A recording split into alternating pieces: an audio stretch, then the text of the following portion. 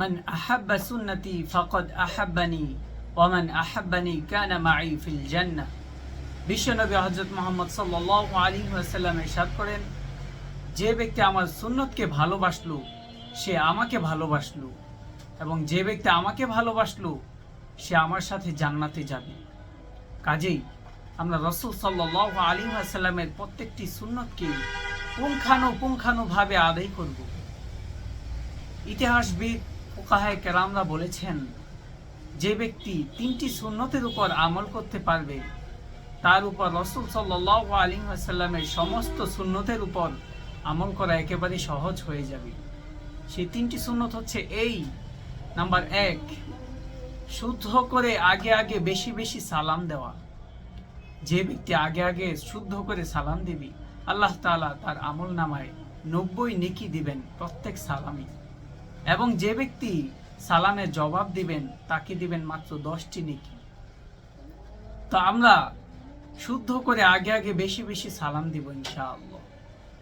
দ্বিতীয় নাম্বার সুন্নত হচ্ছে এই: প্রত্যেক ভালো কাজে ডান দিককে প্রাধান্য দেওয়া। অর্থাৎ মসজিদে প্রবেশ করতে গেলে বা কোনো ভালো জামা কাপড় পরিধান করতে গেলে আমরা ডান দিককে প্রাধান্য দিব। অর্থাৎ ডান পা ডান হাত আগে প্রবেশ করাবো জামা কাপড় পরিধানের ক্ষেত্রে।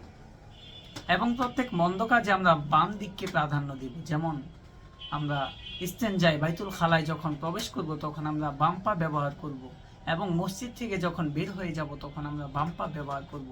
আমরা যখন জামা কাপড় খুলে ফেলবো তখন আমরা বাম হাত বাম পা আগে বের করব। তৃতীয় নাম্বার সুন্নত হচ্ছে সদা সর্বদা আল্লাহ তাআলার জিকিরে নিমগ্ন থাকা। আল্লাহ তাআলার জিকিরের তাসবিহগুলো হচ্ছে এই: সুবহানাল্লাহ, আলহামদুলিল্লাহ, আল্লাহু আকবার, ওয়ালিল্লাহিল হামদ।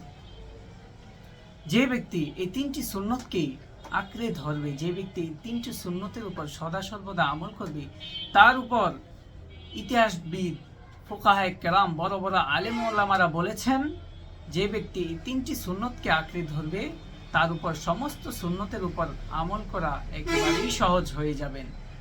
আল্লাহ তাআলা আমাদেরকে এই 3টি সুন্নত সহ রাসূল সাল্লাল্লাহু আলাইহি ওয়াসাল্লামের সকল সুন্নতের উপর আমল করার তৌফিক দান করুন। আসসালামু আলাইকুম।